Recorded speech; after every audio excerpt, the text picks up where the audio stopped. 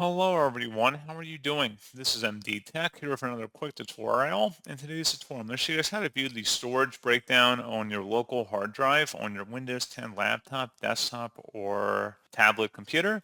So if you want to see how your local Windows drive is allocating storage based on apps, program files, that sort of stuff, in today's tutorial, I'm going to show you guys how to do it. And without further ado, let's go ahead and jump right into it.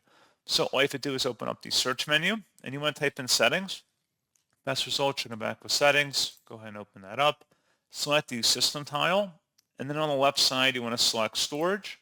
On the right side, it should break down your local drive and how much storage is being used by particular applications and categories here. And if you select any of these items, you can drill down a little deeper and see more information about what is currently being used. So pretty straightforward process on that, guys. And as always, thank you for watching. I do hope that was able to help you out, and I do look forward to catching you all in the next tutorial. Goodbye.